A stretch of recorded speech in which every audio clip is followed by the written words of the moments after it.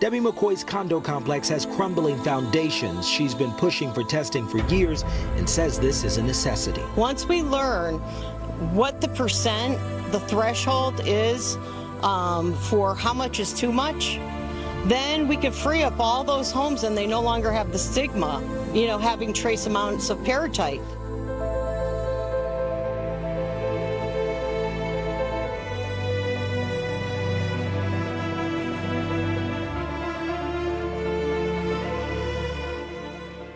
Hi, I'm Debbie McCoy, the Connecticut Concrete Queen, and with me today I'm interviewing the research team from the University of Connecticut, and I'll have each of them introduce themselves and tell you a little bit about each other. So we'll start with yourself. All right. Hello everyone, I'm Kai Wille. I'm a professor at the School of Civil and Environmental Engineering at UConn, currently interim director. And my expertise is in concrete materials and technology. And we have been involved for a couple of years in this research on peritite, crumbling concrete foundations. And I'm excited to be here. Thank you for the invitation. And have an opportunity to talk a little bit about this topic. Excellent. Yes, they've been involved for 9 years now. And James, tell them about yourself. Jim Mahoney, I'm the Associate Director of the Connecticut Transportation Institute at UConn. I've been at UConn almost 30 years. I had the pleasure of owning a house that had a foundation that had peritite in it as well. And so my areas of expertise are transportation construction materials, which includes asphalt and concrete. James, didn't your home also the extension, the garage that was placed in 2013 turned out to be cracking as well from peritite? Yes, I mean our house was built in 1998, and then we built a detached garage in 2013, and that also came up positive and had some interesting cracking starting in it as we moved on along. The reason I asked is because when this first became public, the spokesperson for the quarry mentioned that the time frame was more like 1983 to 1998 when the new ownership, same family, but new ownership took over. However, when I did a survey on homes in Connecticut, it turned out many of the homes in 1998 were showing up affected, as well as later, and yours is one of the latest in 2013. So it just goes to show that they might have changed methods or the face and thought that they weren't getting any more of it, but in fact they were. And Ryan? Yeah. My name is Ryan Susi. I'm a research assistant on this project. I do much of the field work as far as going into people's homes, collecting samples, talking to homeowners. I do foundation replacement coring as well when we go out to core foundations that are going to be replaced. And I also do other aspects of this project as well, testing, helping out grad students and PhD students with their projects also. So I'm going to give you a brief history and bring it into when UConn became involved in this. There was a building boom from 1983 through 1999. It was during that time in 1983 a quarry opened in Wellington that sourced for aggregate for use in concrete. Please see DECD DOH Connecticut housing permits issued 1980 to 2017. Many of the severely deteriorated homes were built during this time. This is the Connecticut housing permit that I printed that shows from 83 right through 99 was the bulk of the building boom. So anyways, Linda Tofalowski, I've mentioned her during each show because she is patient zero, built her home in Tallinn, Connecticut in 1988. It was 1993 through 95 that Linda started seeing hairline cracking, after which time she informed both her contractor and the concrete company. They came out, took core samples, and sent the samples for testing. Linda later sued J.J. Modis for a defective foundation. Cracking was thought to be caused by freeze-thaw. Linda contacted the Department of Consumer Protection in 2001, and they told her not enough of a pattern, made it sound like it was a one-off. And then she followed up with the Attorney General's office in 2002. Again, no help there. Linda's state representative got involved in 2003.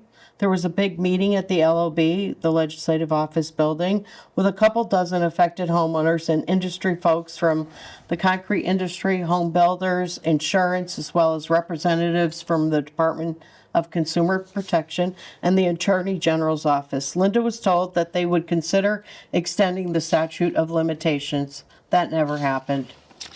In 2008, once again, the Department of Consumer Protection was contacted by a South Windsor contractor, Mr.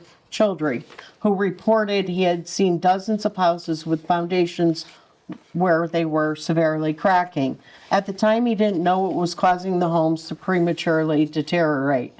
However, sometime prior to 2011, Mr. Childry was contacted by a geologist photographer, president of CRT, Nick Scaglione, who informed him of the cause of the foundation's cracking. From 2011 to 2014, more folks became aware of deteriorating concrete basement foundations, and emails were circulating among legislators regarding an increase in folks coming forward due to crumbling concrete foundations. In July 21st, 2015, it's coming up on 10 years in 2 months. A breaking news story with reporter George Colley was airing on NBC Connecticut News regarding the crumbling concrete basement foundations scattered across the Northeast and Capital Region of Connecticut. On August 6, 2015, Governor Malloy ordered an investigation into the cause of concrete foundation prematurely deteriorating and whether there was an entity culpable for the damages. A CUTPA investigation began. Until the government had the scientific proof for the cause and data for the magnitude and economic impact, he could not certify the crisis for a presidential disaster declaration. The University of Connecticut was hired by the state of Connecticut Attorney General Jepsen to do the investigation into the cause of foundations prematurely deteriorating. From the time the investigation began in August 2015, there was a concerted effort with the Insurance Commissioner, Department of Consumer Commissioner, and the Attorney General. The University of Connecticut hired Dr. Kai Wiley, Associate Professor and PI of the project, and Rao Zhang, postdoctoral researcher. And the research steps were site visits and sampling of houses, concrete testing of residual compressive strength, and analyzing the failure pattern of deteriorated concrete, a mineral characterization, aggregates of the obtained core samples and aggregates of the supplying quarry were examined and in their mineral phases analyzed.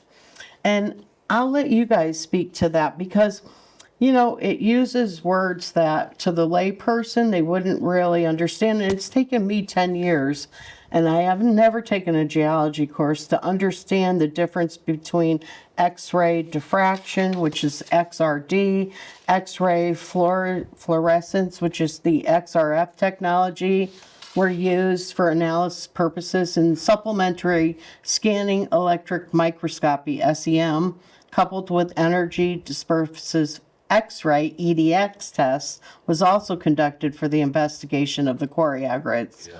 So you investigated the sulfate, and I just learned this, the interfacial transition zone between the aggregate and the cement matrix. There's so much involved in what they did for this report, which they handed off after 8 months of a study of sampling homes, sampling the aggregate at the quarry, and doing all the tests I just mentioned. They produced this document, which was produced on August 31st, 2016. And as you see, there's a lot of important stuff in it that I have tagged. And this was my first introduction into our doctor. And so I'll let you guys speak to that a little bit about your investigation, and then we'll move into more of the other stuff you've been involved in. And I'll let you take it from there. Thank you, Debbie, for summarizing those information, for supporting our efforts from the beginning on. That's much appreciated. Yes, as you said, in 2015 and 4, we got contacted by the General Attorney from Hartford, looking into this issue, saying we have this problem. Can you give us a solution within the next 2 weeks? What is going on? 2 weeks. Yes, Oh my and so we said, like, we are happy to look into this, but we probably need more than this. And so in the end, we discussed this topic, and then we said, let us maybe look into research on a modular basis. Let's say, well, if in the first weeks we can investigate this. If you want to continue this, then we can look into this. And so in the end up, we continued with this. It ended up to be an 8-month research, and then we provided the results here. And it's true, at this time, my Rui Zong was my first PhD student I hired in my career here at UConn. I started 2010. And so at that time, he had finished his PhD and was hired as a postdoctoral researcher, and then did with me, together we did the investigation there. So first we visited the sites, took a look what is going on, like did the visual inspection and observations. You went to the houses We went to first? the houses, Oh, okay. yes. And then we saw like this cracking patterns, we saw the mineral deposition, the whitish ones, we saw the discoloring, the brownish ones, The staining. and the staining, and then we saw like houses where the walls are bowing, houses where they tried to reinforce with big I-beams to prevent the walls from bowing, but there are no match for this, so the I-beams are like bowing as well too. And so then we decided, like taking samples, we cored concrete samples out and then brought the material into the lab, and then we started to investigate And you what did is the going on. traditional cores, not the cores that where they're longer and more invasive. Yeah, at that time, we hired a company. They are like they knew what they are doing, so they cored for us the walls, right, which are subjected to this deterioration. But also we drilled something out of the floors just to see whether this issue exists there as well. So with the sampling, you did it over the cracks, Right. and then some not over cracks. Right, stuff we like cored from different areas. Yeah. Absolutely. Okay. And then we prepared that, and then cylinders look like this, where then we prepared like to be plain and smooth, and then we crushed them. What you mentioned to determine the residual strength. So we expect the concrete to has sufficient strength to hold the foundation and the building. But if something is deteriorating and cracking, then the strength decreases. And then if you test then for strength, you see then what is left, the residual strength. Right. And then you can say, well, when you test some concrete from non-deteriorated walls, you can say, this is kind of the reference strength, what they might have put into. I normally. Right. Yeah. And then you could compare, and then there was like strength loss 10, 20%, 50%, 80%, or no strength at all if it's like would be crumbling. I mean, speaking of compressive strength loss, which is very tricky, because when we purchased the condo unit for my son, the PSI was, it still passed, and they said, oh, it's fine. The home inspector said, I've never seen a crack like this. We'll do a Windsor probe. And they did, and they said the PSI was low, but it's still passable. It's still passable. So we went with that. Same thing with Linda's. The PSI was still okay, but I mean, it was like on the low okay, like my son's. Right. And so because it passed the compressive test, the strength, nobody looked any further. It's like everyone seemed to be considered more with the mechanical breakdown than they were with the chemical. Like nobody even thought about it for many, many years until folks like yourself and Laval got involved. So Yes. you did the compressive strength. Yes, and you're right. The mechanical performance is like one metric, but the other metric is the durability of the material, and especially with basement, especially in the New England area where we have sometimes standing water lines or like water is in the soil, then moisture they can come into the basement, and if you have then cracks which go through the basements, and then water can come in, seep in, you get like a wet basement. And while the concrete could still be strong enough to hold everything, but then you get like a durability issue, Yes. right? And this is definitely not desirable.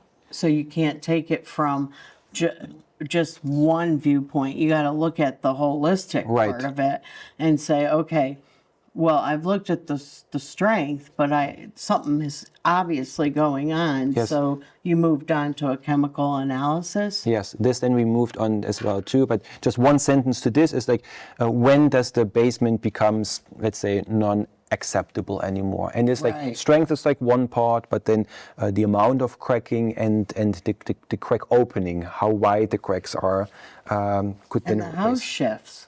It almost comes off the footing. I mean, the deformation I've as well too. literally seen houses like, you know, Yes, they look like the Leaning Tower of Pisa. Right. You know, so you can imagine as soon as something cracks, there must be something there to cause these cracks, right? So something has been widening, and if you accumulate this over a certain length of a wall or height of the wall, then it comes with some certain extension or like, you know,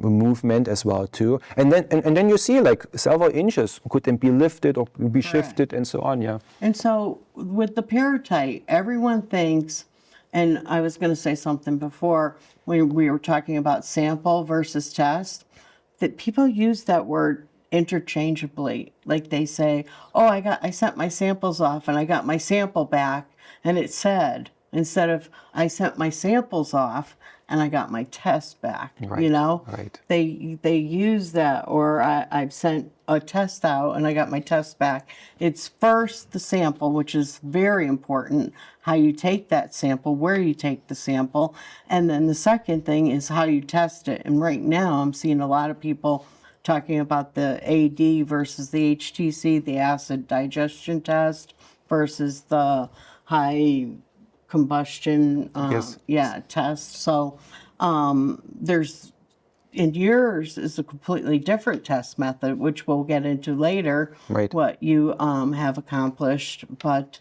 yeah, with peritite, everyone thinks it's the boogeyman, which it is, and we should all take it very serious. But the situation is when the peritite oxidizes in that second mineral formation, because I know in your report, in this report here, August 31st, 2016 report that you sent off to the Attorney General, it states that you found integite and thaumasite. I don't know if I said that right. I'm not very good with the ite words. You guys taught me chalcopyrite, and I say that all the time. I love that word, chalcopyrite. It just rolls. But for the peritite, it's once the peritite, the two main things is the oxygen and the water. Right. And once it oxidizes, it's a process. But peritite, I know, oxidizes 100 times faster than pyrite. I learned that from Dr. Brian Hawkins. And also that while it's oxidizing, that internal sulfide attack starts because of the second mineral formation, which the integite causes it to expand, and the thaumasite causes the strength loss in the concrete. Am I correct in that? Yeah, what we you can said in your report. Right. We can also like take a sample like this, and so concrete is made out of cement, water, and aggregates, right? And the sand and aggregates. Sometimes add mixtures. Right. But for those they don't necessarily need admixtures, but some concrete they do. But here those bigger discolored this pieces, side. right? Turn that to the camera. Those are the other side. Oh, those Look are, at that. Those are like the larger aggregates, and they usually, if it's affected, they contain some part of the aggregate is made out of peroxide, like an iron sulfide. And so if water gets an oxygen to the peroxide, like in this aggregate, so at the edges, so then it starts to react, and then it's similar to corrosion of metal. It starts then to expand. It incorporates the water in this product. So it starts to expand, and if the aggregates, they don't have much room, they expand in the concrete and starts to crack around a little bit. But then what you also said, some sulfate ions are being released into the concrete. Sulfate, yeah. Which is a reaction product from the oxidation, and so they go coming from the aggregates into the matrix, into the concrete matrix, and then they lead to this internal sulfate attack. What you mentioned which is well known also among researchers, and so those sulfates in the concrete, they react then with some other ions in the concrete which are present, and then they form this adrengite, what you mentioned, or this tormasite. So you can imagine that there's no space really, or like some kind of space, and now certainly now this adrengite starts to grow like roots inside, and when tree roots like grow, they just extend and then just lead to cracking, and this is what then happens there too. And then Have you ever heard of any AI producing something that can show, like a cartoon type thing that shows what happens inside the concrete matrix when it oxidizes, how it's internally sulfite attack? It's literally attacking the cement paste. I remember when you all went to Ireland and they interviewed Dr. Josie Duchesne. She was doing this with the concrete, and she was like, there's no cement paste left. Yes. It was completely eaten.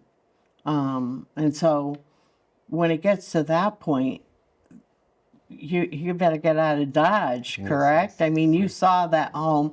I'm referring to one of the homes in Ireland that everybody went to see, and it was probably one of the worst homes ever.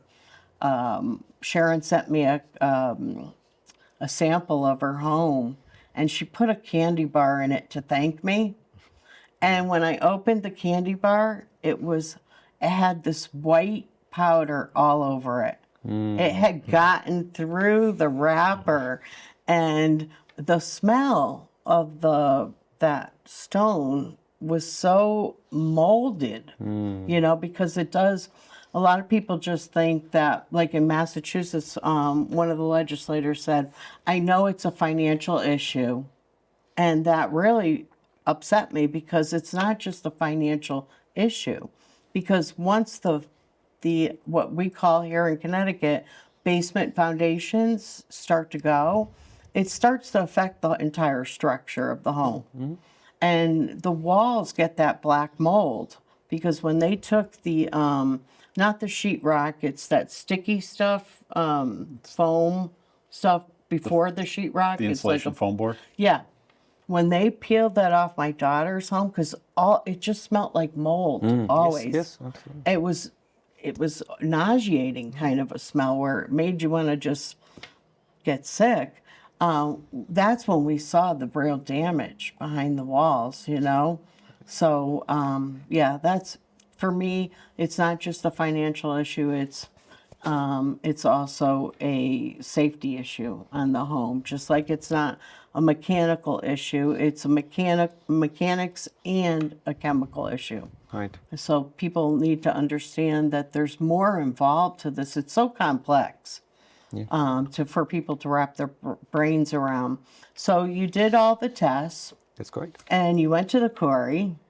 And the quarry, you mentioned that, we're not saying any names, that it was 2.542 average total sulfur, because in your report you mentioned there was an abundance. And folks were like, 2.542, that's nothing.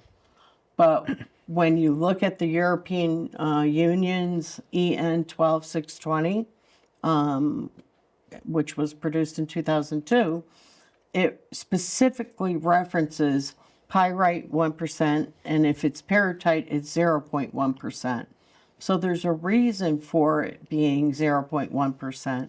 But I read somewhere that automatically in the cement that's used in the Portland cement, there's already 0.1% of peritite in it. So in the cement, there is some sulfur already in it. So as a first test, we usually test for the amount of the sulfur element present. And since the sulfur element is like an element within sulfate, we can detect this element. But not every sulfur what we test is associated to peritite, which is an iron sulfide. So, for example, you're correct, in the cement, when the cement is being produced and is blended with gypsum, so that prevents some flash setting. And so this gypsum, which is a calcium sulfate, comes into the concrete just normally, like everyone knows this. Yeah. And so if you have we call it like a clean sample where all the aggregates have no peritite, nothing, you still measure a certain amount of sulfur. Right? And this could be about 0.2% by mass. But then if you test the concrete for total sulfur, and now you test, let's say, 0.5%, 0.6%, then you notice, oh, this is something elevated in comparison to what like a clean concrete sample would look like. And then you can go further and you look further into this. What kind of sulfur sources do we have? And then you can relatively quickly link to peritite. And this was one effort what we did then after we did our first investigation, to look into what would be then an effective testing method to test efficiently, quickly, reliably, whether and how much peritite we have into the concrete walls. Correct. Yes, that's very good. So anyways, you let them know that there was an abundance of peritite at the quarry. And then through the Attorney General's soft powers, they were able to, with the quarry owners and the concrete company, which they own both, acquire an AVC, which is an assurance of voluntary compliance, not to sell their aggregate for concrete use. The quarry is still open to this day, but for other uses, sand for winter days or fill for things that won't affect a concrete structure and stuff like that. So after you did the report for the Attorney General, I think it probably interests yourself and maybe the team back at UConn, because I know that on January 11th in 2017, the Connecticut Academy of Science and Engineering provided a project description for an analysis of failing concrete foundations, which would be conducted by a case research team, will undertake the study research and serve as principal writers of the study report. Research team partners include UConn School of Engineering, University of Hartford School of Engineering, Connecticut Economic Resource Center, CERC, and Evolution Enterprises. The schedule for this project would be approximately 36 months with an estimated cost of $2.2 million. The study was to investigate some of the following: identify the percent or threshold of peritite in concrete necessary to cause deterioration, determine the scale of potential number of properties, and identify attempted foundation repair methods and outcome results for properties experiencing deterioration/failure, except for foundations that are remove and replace, to name a few. When no state funding was provided by the state for the case study, UConn and CASE ramped up efforts to secure federal assistance to deal with this issue, and the efforts continued through 2018. UConn even reached out to NIST and FEMA, which NIST is the National Institute of Science and Technology, and FEMA is your Federal Emergency Management Agency. In 2018, the Concrete Queens attended CROG meetings, public hearings, and held meetings at my house, Deborah MacCoy's house, regarding a pathway forward for funding a study for standards. The Attorney General informed myself and the Concrete Queens at our meeting they only had soft powers and used them with the AVC. with the Willington Quarry. The Attorney General in July 2016 recommended legislation limiting peritite, such as with quarry standards, so this never happens again in Connecticut. The Concrete Queens raised the funds to bring one of the leading geologist photographers to Connecticut who had boots on the ground in 2008, Nick Scaglione, president of CRT Columbus, Ohio. June 11, 2018, Deborah MacCoy held a meeting at her home with civil engineer James Mahoney to discuss the research needed for quantifying peritite, and the planned forum in South Windsor, Study for Standards. During our meeting, we discussed Canada's research and how their research will one day inform policies and standards. Deborah's motivation is to see quarry standards in Connecticut and why the Concrete Queens are pushing for a study. Come September 13, 2018, there was a forum, and it was called Study for Standards, presented by Deborah MacCoy and the Concrete Queens with keynote speaker Nick Scaglione, president of CRT. The University of Connecticut announced an in-house internal resource to fund a one-year research project to validate test methods for peritite in concrete. No funds earmarked for homeowner remediation will be used for this purpose. The Yukon test method validation effort, the study will take 12 months, is to assist homeowners with this crisis.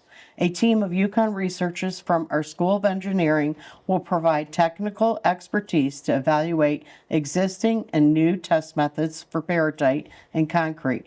This is an essential first step to providing homeowners with a validated test method to characterize their foundations. So you came to that meeting. Yes. And somebody else from Yukon. I have a picture of it in my book. Dr. Mike Corsi. Yes, and that's when you read what the efforts were going to be and what the test method was going to be, or the testing that you were going to look into.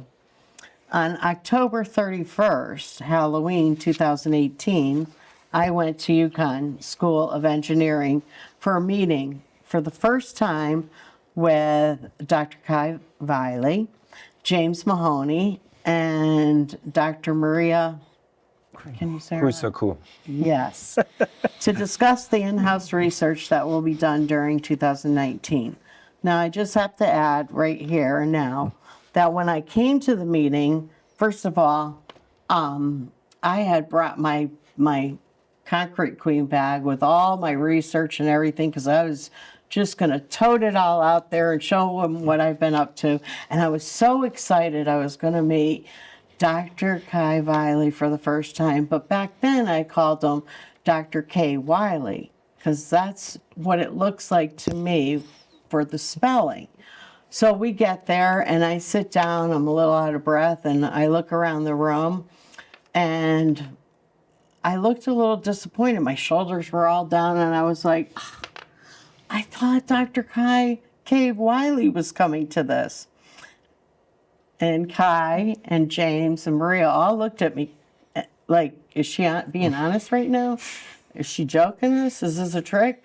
And he pointed at himself and he said, I'm Dr. Kai Wiley. He corrected me right then and there, but I've never said it correct. I just don't know what it is. But anyways, I went home and told the Concrete Queens. At first I thought I was being tricked because it was on Halloween, but then it was a treat because he was in fact in the room. I had imagined him a little shorter, a little rounder, and his glasses a little rounder. You know, I thought, I'm going to go meet this old professor and this is going to make my day. And it made my day, though, meeting all of you anyways. So that was, I just figured I would put that in there. Can we Photoshop your image on his face right now for a moment? I know, exactly. On June 19th, 2019, attended a CROG meeting, Yukon did, attended a CROG meeting to give a presentation on the research funded by the Office of Provost and the Office of the Vice President. Dr. Kai Wiley was there. Maria was there and James was there, and their presentation was development, verification, and validation of a test method for peritite in concrete. And the future work was highlighted, and on my paper it says see below. So I'll just read some of the step 1, identify and quantify peritite with a standardized reproducible method. Measure is correct and always the same. Step 2, we apply the method to a large number of houses under different conditions and do lab testing under controlled conditions. Step 3, we use the data to develop a tiered system for risk assessment. And step 4, we evaluate options, replace, repair, retrofit, do nothing based on the risk. So that was 6 months into your research, because I know when I met you in October 2018, I was like, okay, when are we going to get started on this? And you said, well, first we're going to get through finals in December, and then we'll start the project, the 1-year project in January of 2019. So 6 months later, you had this meeting with Krog, and I was surprised at how far you had come in 6 months. So do you have anything to add to that? What, kick-started you guys to get so far along in the 6 months? Yeah. So we had, Because it was in-house funded. right, it was in-house funding, and we had some of our graduate students were ready to work with us, and then based on our observations and data what we obtained in 2015-16 from this, so we were already like in the field, in the topic. We knew what is going on, but the challenge was then how to evaluate effectively how much peritite you have in the concrete walls. And then so one of the methods, like instead of like drilling cores and cutting them and polishing them and using petrography to look at this and so on, which is like you need a certain expertise and it's time consuming. You wanted to have something quicker and less invasive, less expensive, more reliable, and also more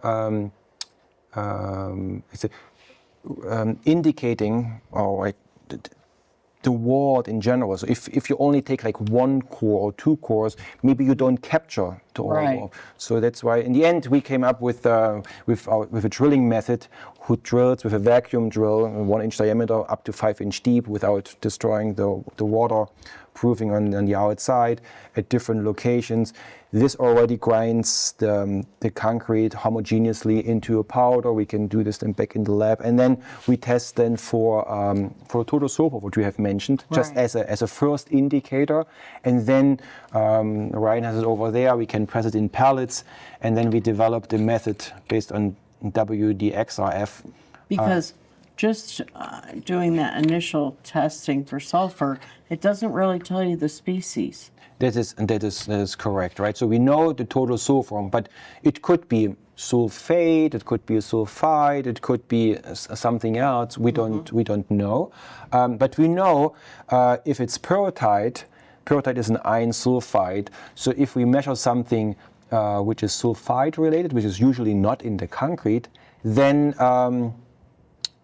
this is a trigger that peritite is an indicator for this. Yes. Correct. Yes. And so one of the methods to distinguish between the different species, how you call this, like it's the oxidation state, or distinguishing between sulfate and sulfide, is using a test method which can distinguish this. And the test method we used for this is an XRF method. So the long name is a WDXRF, which just, you have the sample, it just shoots some electrons, beams onto the sample, it moves some electrons in the material out of shell, and then this creates like the other electrons to emit in energy, beam again, and then you measure this. And by measuring this, you see what has been bombarded with this. And every element, if it's like gold, silver, or sulfur, or so, has a significant pattern. And so based on this pattern, you say, that's in this oxidation state, and you're saying, that's an oxidation state for sulfide, and that's particular oxidation state of sulfate. So not only the element, but also the oxidation state you can distinguish. And this is very helpful then to distinguish how much sulfate, how much sulfide, contributing to the amount of pyrrhotite in the sample. Correct. And now the thing is because we know from all the samples through petrographic analysis from others in situ that mainly pyrrhotite is the iron sulfide mineral here in Connecticut. Mm-hmm. We didn't go further and distinguish, is the sulfide pyrite? Is this pyrrhotite? Is this chalcopyrite? Because here in our area is mainly, it is a pyrrhotite, and that's why the results we measure there, we associated this to pyrrhotite. Yeah. So in my reading, I read about trace elements and how you can, which I thought was fascinating. So you've looked and seen a lot of Wellington's aggregate, and you could what I read is that through trace elements you can tell where it came from, what quarry it came from through mapping the trace elements. So now most of it is, but that mass concrete sample right there, that's so different from the other one that I'm wondering if they can trace that back to a quarry just from trace elements, because you were mentioning about the elements.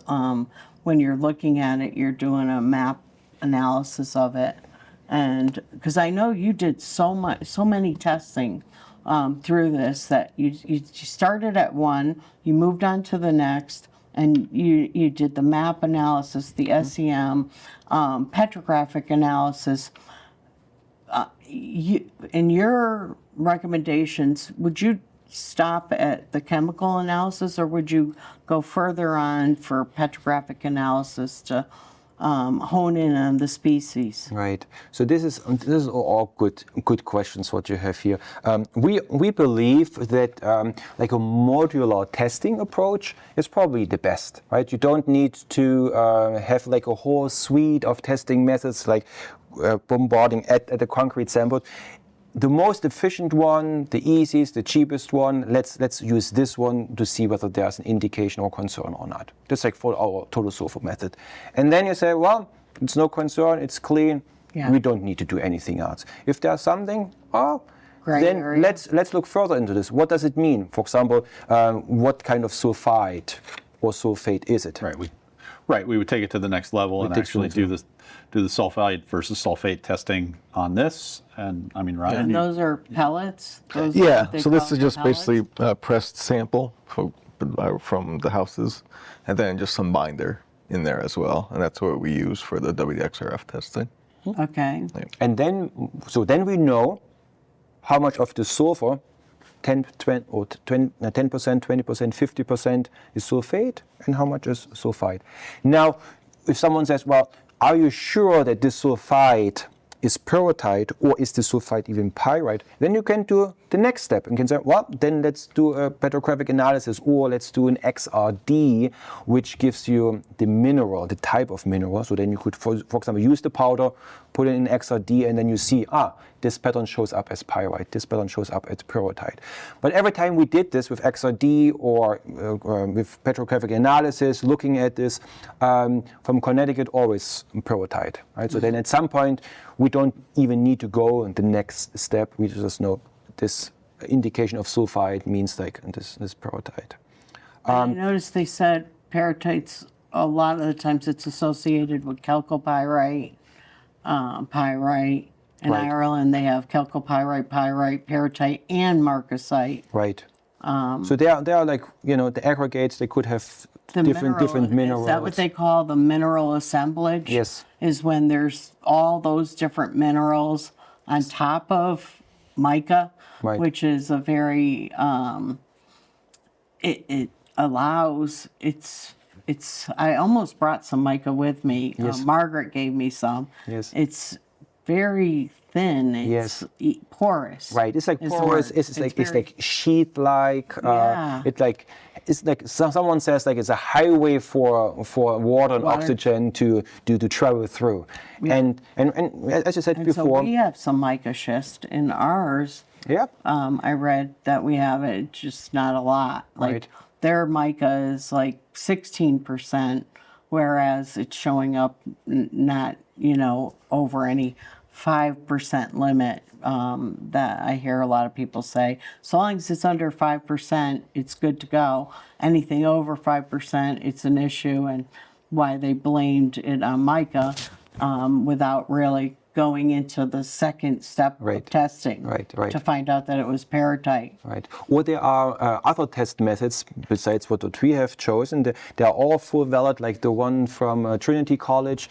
They use this magnetics testing where they test, is this material magnetic or not, or like it shows up with a certain form. So they can then evaluate, how much is peritite in there. So they are all valid test method, and someone can decide, maybe I use this and this test method, or this and this, right? Right. To come to their conclusion, what they Complement each other. right, they yeah. complement each other.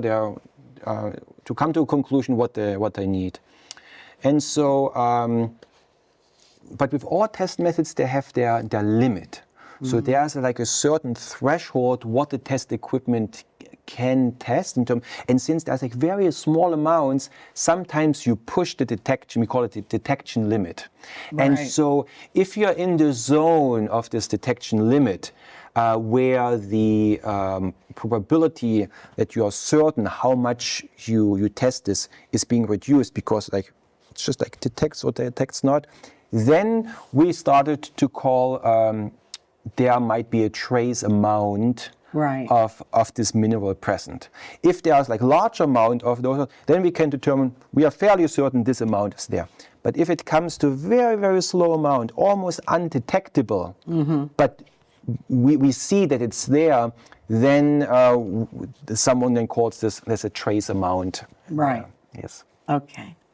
So October 8th, 2019, Deborah and James were both appointed to the Working Quarry Group, along with the panel of the concrete and construction industry folks, 2 legislators, and we also invited the Connecticut State Geologist to our meetings as well.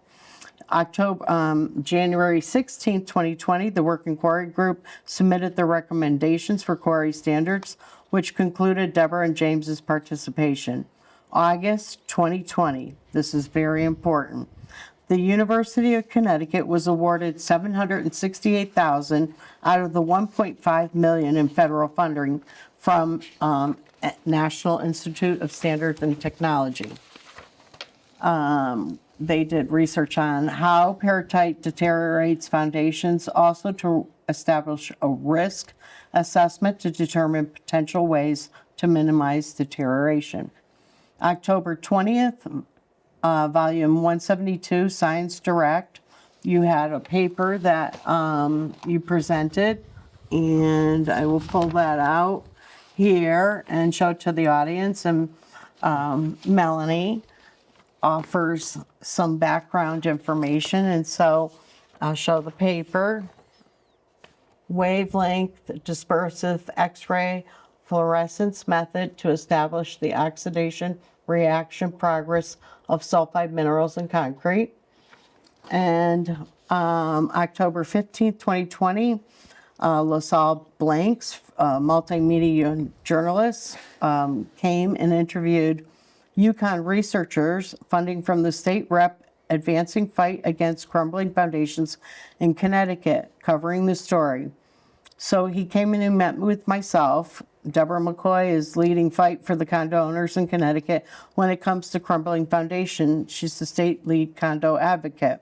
What I did was I contacted UConn, contacted Congressman Courtney. I contacted the condos. I told them one news station would be out. And when I drove up the drive, there were like 4 news stations, Congressman Courtney, some of his staffers, and all of you guys. You, Marisa, and James were there. And James, you addressed them on what you were going to do, and they filmed some of how you staged it and how you took the core samples. And then it was only a couple weeks later you called and gave us the good news that it was only trace amounts, very trace amounts, and there was no cracking at all in the first 12 buildings. We were very fortunate. However, the last 17 buildings all had it. So you gave us peace of mind that we only had 17 buildings to repair versus all 29 of them. So that was huge. You saved us $64,000, and you know, it was good. I find it to be a mutual symposium that you guys, you know, I worked so hard to get that study for standards, and you guys came and helped out the condos for my son and all those unit owners that have been affected.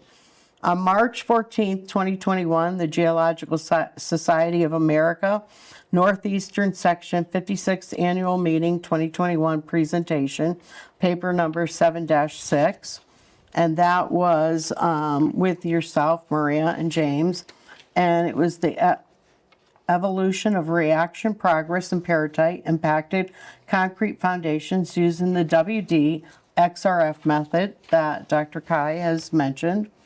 October 2021, you gave a presentation to CROG, and again, you spoke about in this presentation, now it's 2 years since your first presentation with them, and in this one, you spoke about how you sampled 85 houses using our drilling technique at no cost to homeowners.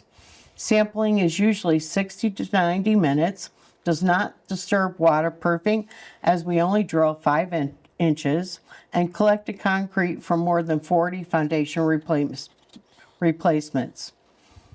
To note, on that October 2021 meeting, Professor Paul Dunlop from Ulster University, Northern Ireland, attended that Zoom meeting. We had COVID, so a lot of the meetings after 2020 were Zoom. And Professor Dunlop attended that meeting, and he asked you, would you mind helping Ireland out? And you said, of course. So on January 26, 2022, UConn, along with, and that was yourself, Marisa, James, the state of Connecticut geologist, the state of Mass geologist. I invited Dr. Benoit Fournier and Dr. Jose Duchesne and Pierre-Luc Vautain from the Laval University. So we had 11 geologists that attended this big meeting, and everyone told them we would help. So on March 23rd, 2022, we, again, through Zoom, presented at the European Union in Brussels an international workshop on the impacts of deleterious minerals in concrete. The presentation was given in 2 parts. The first panel began with a member of the European Parliament, MEP Luke Ming Flanagan, introducing myself, and I testified to the crisis in Connecticut as one of the lead advocates, as well as advocates for Ireland. The second panel included Dr. Lehman, Dr. Fournier, and yourself, and also Nick Scaglione and Owen McGrath from GSI. Dr. Kai Viley's presentation was Crumbling Concrete Foundations Due to Peritite in the U.S., Investigations and Research. November 2022, we all attended the international conference in Ireland, and UConn gave a presentation there as well, and it was titled Pyrite in Concrete Research and Field Testing in Connecticut and Mass. In January 2023, UConn began a consortium with GSI, Geological Survey Ireland, EMPA, University of Laval, CRT, and UConn. The project methodology for investigating the Irish defective concrete problem. On July 7, 2023, NBC Connecticut Investigates Len Bestoff stated Congress members update homeowners on helping with crumbling concrete.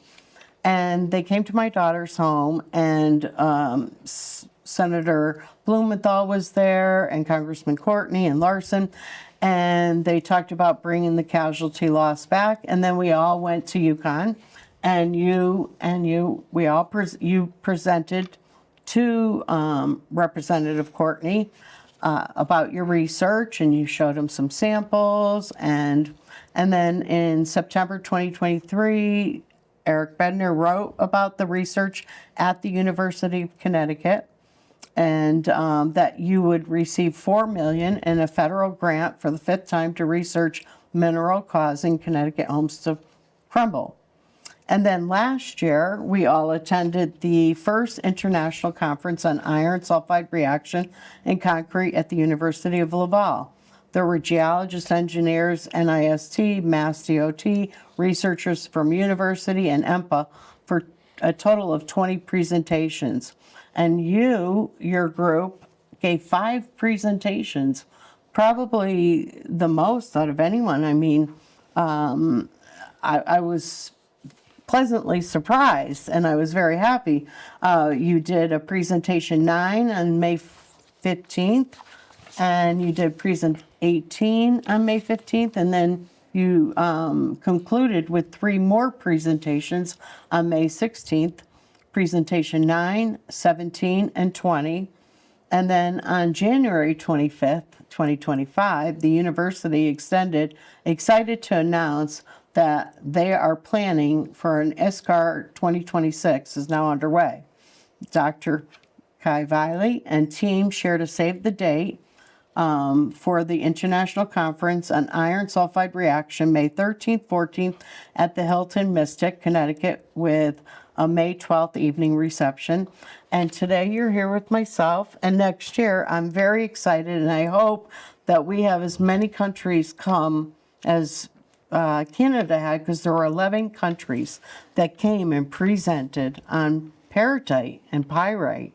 And, you know, when I first looked into it, I only knew about Spain, Ireland, Canada, and USA.